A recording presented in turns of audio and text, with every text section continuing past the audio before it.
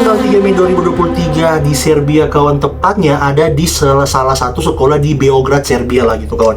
Pokoknya namanya Beograd gitulah. Nah harusnya itu menjadi pagi yang biasa aja gitu kan, anak-anak datang ke sekolah, mereka sering nyapa gitu kan, nyapa guru, terus guru nyapa mereka gitu kan, bel bunyi, masuk kelas, pelajaran mulai gitu kan.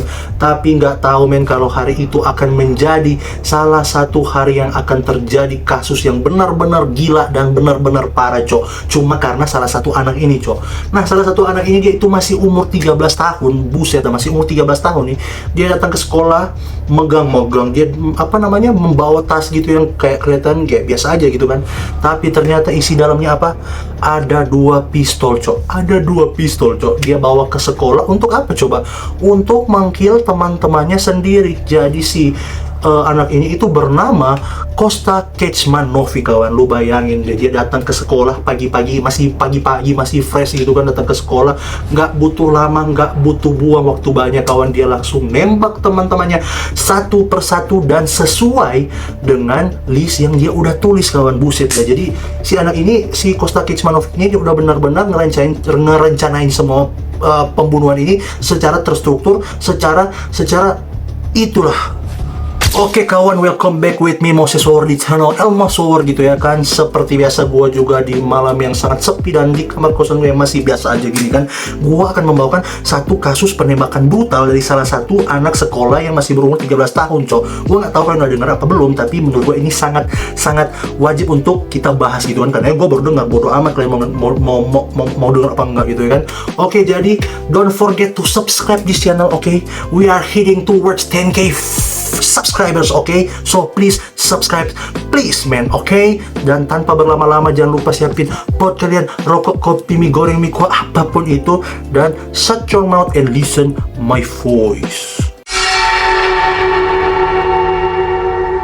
Nah, si Kosta Kecmanovic ini kawan, dia itu terlahir dari sebuah keluarga yang bisa dibilang cukup normal lah ya kan, karena si bapaknya itu dari si Kosta Kecmanovic ini dia itu seorang dokter, terus si ibunya adalah seorang pengacara gitu. Ditambah lagi si Kosta Kecmanovic ini dia itu terkenal dengan anak yang pintar, terus itu tenang, sopan, dan berprestasi juga.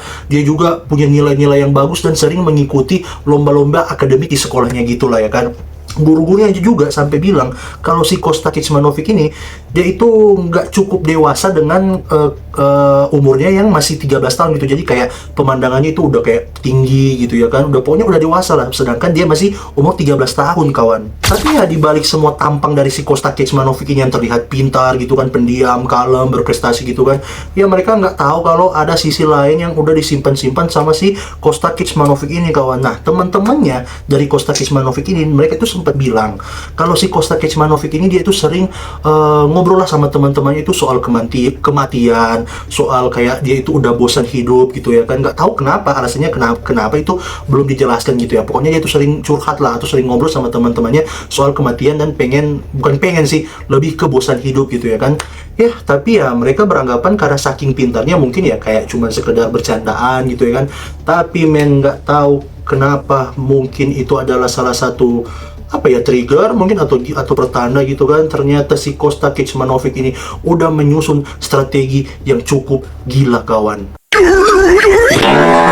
Beberapa minggu sebelum tragedi nih kawan, ternyata si Kosta Kecmanovic ini dia itu sudah menggambarkan denah atau peta dari sekolahnya dia ini yang bernama sekolah Vladislav Ribnikar kawan. Sorry, di awal gue gak bilang, pokoknya sekolahnya itu bernama Vladislav Ribnikar gitu ya kan. Nah jadi dia udah menggambar peta sekolah tuh, denah sekolah gitu kan, dari jalur masuk, terus CCTV-nya, titik-titiknya itu di mana, terus bahkan ya kan, waktu guru untuk pergantian kelas itu udah dicatat sama dia, udah dihafalin sama dia. Jadi kayak si Kosta Kecmanovic ini udah bukan kayak siswa 13 tahun, tapi udah kayak perancang militer cok, udah kayak strategi militer cok. Yang bikin gila dari si Kosta Kecmanovic ini kawan, dia itu menulis di sebuah kertas, ada orang yang kayak teman-temannya yang selamat, ada yang menjadi target. Jadi kayak dibagi dua gitu kan, terus ada nama-nama yang selamat siapa gitu, terus ada yang mau dijadiin target itu siapa untuk kawan. Nah, jadi yang si target-target ini dari info mengatakan kalau itu adalah orang-orang atau teman-teman dia yang pernah kayak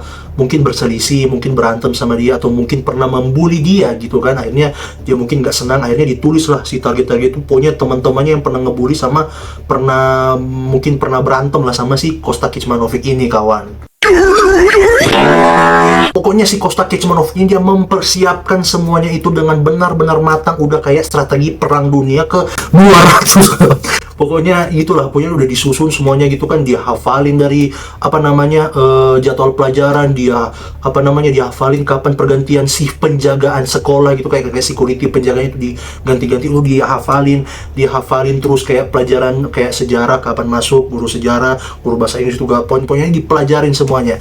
Sampai pada tanggal 2 Mei kawan, malam sebelum tragedi di 3 Mei itu kan, dia itu menulis lah di catatan di bukunya si Kosta Kecmanovic ini seperti pokoknya dia tulis gini: besok pagi semuanya berakhir. Masuklah pada hari kejadian kawan, tepatnya pada jam 8:40 pagi kawan, di tanggal 3 Mei 2023 itu kawan. Nah, jadi si Kosta Kecmanovic ini kawan, dia itu datang bersama sang ayah gitu. Jadi ayahnya itu nganterin dia ke sekolah gitu kan. Tapi pas sampai di sekolah, ayahnya udah pergi gitu kan, tinggal dia sendiri. Sebelum dia masuk ke sekolah, dia itu alasan pengen pulang lagi sama dia itu izin lah sama penjaga sekolah untuk pulang lagi karena itu bukunya itu tertinggal. Alasannya seperti itu. Jadi kayak bukunya itu tertinggal, pengen pulang terus ngambil bukunya. Terus dia pulang kan kawan, pas dia pulang, apa yang diambil sama si Kosta Kecmanovic ini? Dia ngambil lah 2 Glock, jadi senjata Glock gitu dari sang ayah kawan. Nah, jadi kayak ayahnya itu punya 2 senjata Glock gitu, diambil lah terus diisi dalam tasnya dia. Bukan cuman Glock kawan diambilnya, bukan cuman pistol kawan, bukan cuman 2 pistol. Dia ngambil juga ratusan peluru cadangan gitu loh ya kan. Terus dia ambil semuanya, diisi lah dalam tas kan. Terus datang lagi dia ke sekolah, pas mau masuk gerbang kan otomatis dibukain tuh sama penjaganya kan. Dibuka kan nggak pakai lama kawan, dia keluarin pistol gitu dari tas, terus gitu langsung ditembak lah si penjaga sekolah ini kawan, dan si penjaga sekolah ini langsung meninggal dan dia menjadi salah satu korban pembunuhan ini. Jadi dia itu adalah korban pertama gitulah kawan. Setelah si penjaga ini udah ditembak sama si Kosta Kecmanovic udah meninggal gitu kan, dia jalan lah tuh masuk ke dalam sekolah gitu kan. Dia masuk, naiklah dia ke lantai 2. Mau kemana dia? Mau ke kelas sejarah kawan, dimana itu adalah kelas yang udah menjadi target utamanya dia, yang udah ditulis sama dia tuh di kertas target-targetnya gitu kan. Dia jalan gitu kan, bahkan ya kan ada saksi mengatakan kalau si Kosta ini pas waktu dia jalan ke kelas sejarah itu dia kayak nggak ada ekspresi gitu, kayak udah kayak robot, udah kayak biasa aja, udah kayak pembunuh bayi gitu. Gitu punya gitulah.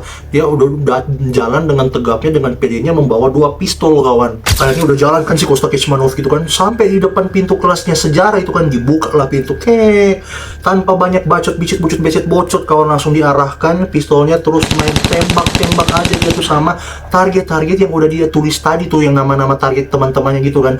Tapi ya ada juga yang pengen mencoba untuk kabur gitu kan. Ada yang kabur mau lari dari pintu belakang, ada yang kabur lari ke bawah kolong meja gitu kan. Gurunya juga sempat teriak-teriak sama murid-muridnya gitu untuk sembunyi kan. Tapi ya nggak bisa lari kawan, karena si Kosta Kecmanovic ini udah merencanakan semua itu dari awal. Dia udah hafal letak-letak tempat duduk yang jadi targetnya dia udah hafal meja-mejanya, terus letak-letak tempat persembunyian, pintu belakang, pokoknya udah terstruktur banget lah, udah kayak benar-benar terlatih gitu loh ya, udah kayak biasa aja pegang pistol kocok. Dan ya nggak butuh lama kawan, cuman 2 menit aja 9 orang atau 9 murid itu menjadi korban penembakan dari si Kosta Kecmanovic ini kawan. Lu bayangin deh, cuman 2 menit doang, nggak kurang nggak lebih. Lu bayangin si anak 13 tahun ini gimana cara nembaknya, 1 peluru 1 kepala kali ya, gila deh si Kosta Kecmanovic ini. Habis dia tembak semuanya kawan, akhirnya dia keluarlah ke sekolah, dia keluarlah ke halaman sekolah gitu ya kan. Dia keluar, terus dia ambil teleponnya tuh, dia ambil HP, terus dia telepon siapa? Dia telepon ambulans? Enggak kawan, dia telepon polisi. Dia telepon kayak gini: halo pak, saya baru nembak teman-teman saya nih, 9 orang udah meninggal, tolong dong datang ke sini, saya nunggu kalian ya. Gitu kata si Kosta Kecmanovic kawan. Akhirnya beberapa menit kemudian, nggak pakai lama, datanglah polisi-polisi itu, dan si Kosta Kecmanovic ini tuh lagi kayak duduk di trotoar di depan sekolah kayak gitu kan, dan menyerahkan diri segampang itu. Aneh kan? Akhirnya kawan, dengan kasus ini atau kejadian ini kawan, akhirnya berita pun menyebar kemana-mana kawan ya kan. Ada yang ditelepon sama guru-guru yang di sekolah gitu kan, sama orang tuanya gitu kan, dari pihak sekolah gitu kan, dari murid-murid yang ada di sekolah gitu kan. Hanya banyak orang tua yang datang ke sekolah berlarian gitu kan, berharap anaknya itu masih hidup, tapi ya gimana gitu kan, sama yang anak-anaknya udah meninggal gitu ya kan ya. Tapi ya mau gimana lagi, udah meninggal, udah di end sama si Kostya Kecmanovic ini kawan. Dan yang bikin orang-orang itu komplain atau orang-orang itu bingung, si Kostya Kecmanovic ini ternyata dia tidak dijatuhkan hukuman kawan, karena dia itu masih 13 tahun. Sedangkan hukum di Serbia itu untuk menjatuhkan hukuman yang kayak di penjara gitu, itu minimal itu umurnya itu udah 14 tahun kawan. Cuman kayak setahun lagi aja gitu loh.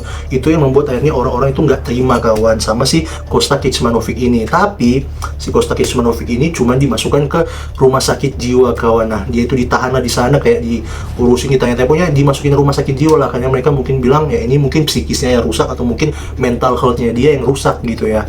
Akhirnya nih kawan, karena si Kostya Kecmanovic ini tidak dimasukkan ke penjara atau tidak dihukum karena umurnya masih 13 tahun gitu kan. Yang dihukum siapa coba? Si ayah dari si Kostya Kecmanovic ini dan si ibu dari Kostya Kecmanovic ini. Jadi ayah sama ibunya yang kena. Kenapa mereka sampai kena? Karena alasannya pertama, si ayah dari Kostya Kecmanovic ini ternyata dia itu sering membawa si Kostya Kecmanovic ini ke tempat pelatihan senjata gitulah, tempat latihan menembak gitulah. Nah, jadi itu si ayahnya ini dijatuhkan penjara selama 14 tahun 6 bulan karena itu kayak didikan orang tua yang salah, di mana ya anak masih umur 13 tahun udah diajarkan hal-hal yang bisa dibilang ya belum wajib untuk bukan belum wajib sih, bahkan ya nggak sesuai dengan apa yang anak-anak itu harus belajar gitu. Masa masih umur 13 tahun udah diajarin nembak gitu ya kan. Pantesan pas waktu nembak itu nggak pakai lama udah kayak militer dia, cok. Udah strategik itu dia, cok. Pantesan aja. Dan akhirnya si ayah ini masuklah dalam penjara yang totalnya 14 tahun 6 bulan gitu. Nah, ibunya juga kena. Kenapa ibunya kena? Ya karena kelalaian gitu, karena si ibunya itu kayak membiarkanlah si ayahnya itu membawa Kostya Kecmanovic ini pergi latihan menembak gitu. Jadi ibunya tuh kayak membiarkan gitu lah, udahlah nggak apa-apa, latihan aja gitu. Nah, itulah yang membuat ibunya itu mendapat hukuman penjara selama 3 tahun kawan. Dan dari info juga yang gue sempat dengar gitu kan, si pelatih dari si Kostya Kecmanovic ini dari tempat penembakan itu juga kena hukuman penjara gitu, tapi di situ nggak ditulis berapa tahun gitu. Pokoknya dia juga kena lah gitu, karena kan dia membiarkan si Kostya Kecmanovic ini memegang senjata dan belajar menembak gitu. Tapi ya dengan orang tua yang di penjara, terus pelatihnya itu di penjara juga, itu tidak membuat orang-orang atau orang tua bahkan warga-warga di Serbia itu jadi lebih tenang, tapi malah mereka lebih marah gitu, karena kan mereka bilang ini hukum ini nggak sesuai dengan 10 nyawa yang menghilang kawan, atau dibunuh kawan. Akhirnya kawan, dengan kasus itu setiap malam gitu kan, orang-orang itu banyak yang datang membawa lilin, bawa bunga gitu kan ke depan sekolah untuk ya memperingati atas kejadian itu kawan, atau berduka cita lah gitu kan, berduka lah pokoknya atas kejadian yang kasus yang dilakukan sama si Kostya Kecmanovic ini kawan. Nah, selama si Kostya Kecmanovic ini di rumah sakit jiwa gitu kan, pakar psikologis anak Serbia itu yang ngecek dia itu kan, dia itu bilang kalau si Kostya Kecmanovic ini dia itu bukan terpengaruh sama film, dia itu bukan terpengaruh sama game gitu, bahkan dia itu memahami gitu, dia itu sadar dengan apa yang dilakukan selama itu kawan. Jadi waktu dia melakukan strategi itu sampai dia nembak, dia ngebunuh teman-teman itu, sama dia itu sadar, dia itu ngerti gitu, dia paham apa yang dia lakukan kawan. Dan ada juga dia juga itu bilang kalau si Kostya Kecmanovic ini itu IQ-nya itu di atas rata-rata juga, tapi memang dia itu punya kayak kepribadian yang itu antisosial, yang apa ya bisa dibilang ya, kepribadian antisosial yang jarang muncul di usia muda gitulah pokoknya. Nah, sampai bahkan nih mereka itu sempat nanya, petugas yang nanya gitu kan di rumah sakit itu sempat nanya gitu kan, kenapa sampai melakukan hal yang kayak begitu kan, gini. Dia itu si Kostya Kecmanovic ini dia cuma bilang apa coba? Dengan tatapan dingin, dengan otak yang sangat kosong, dia cuma bilang apa coba? aku tuh cuman pengen mencoba, aku tuh cuma pengen mencoba gimana rasanya itu membunuh seseorang gitu. Lu bayangin deh kawan, cuma gitu kata si Kosta Kecmanovic ini kawan. Akhirnya kawan, dengan kasus ini, dengan tragedi ini kawan, Serbia itu memperketatlah sistemnya mereka gitu, pengamanannya mereka tuh diperketat. Dari masalah izin untuk mempunyai senjata gitu, kalau ya bukan polisi, bukan anggota, dilarang untuk mempunyai senjata gitu ya kan. Terus apa namanya, harus wajib ada pengecekan kayak mental health gitu, kesehatan mental harus wajib. Terus itu juga apa namanya, di setiap sekolah di Serbia itu ditugaskanlah beberapa polisi, atau bahkan mungkin nggak tau lah, pokoknya di setiap sekolah itu dikasihlah polisi-polisi untuk menjaga agar tidak terjadi lagi kasus-kasus seperti ini kawan. Oke, jadi gitu aja kasus tentang malam ini, kata kasus pada malam hari ini kawannya gitu ya, tentang Kosta Kecmanovic ini cok. Buset deh, gua aja pas baca kasus ini gua aja masih geleng-geleng kepala cok. Gua umur 13 tahun masih main apa ya? Masih main yang biasa aja. Kalian 13 tahun ngapain coba? Ini bayangkan Kosta Kecmanovic 13 tahun udah nembak teman-temannya dengan begitu strategiknya, dengan begitu jagonya kawannya. Buset dah. Jadi ya itu aja kawannya kan. Mohon maaf kalau mungkin ada kata-kata nih ya yang mungkin menyinggung ataupun yang salah gitu kan. Gua mohon maaf banget gitu kan. Dan mungkin ada info-info yang kurang atau mungkin info-info yang kurang jelas, gua minta maaf gitu kan. Kalian coba deh drop di kolom komentar untuk memperbaiki itu ya kan, atau mungkin ada opini-opini kalian tentang kasus ini gitu ya kan. Oke, jangan lupa subscribe channel ini ya guys ya. Kalau kalian suka dengan konten-konten atau video seperti ini juga, jangan lupa like video ini, oke? Dan jangan lupa juga tungguin video-video gue berikutnya, oke? See you, bye bye.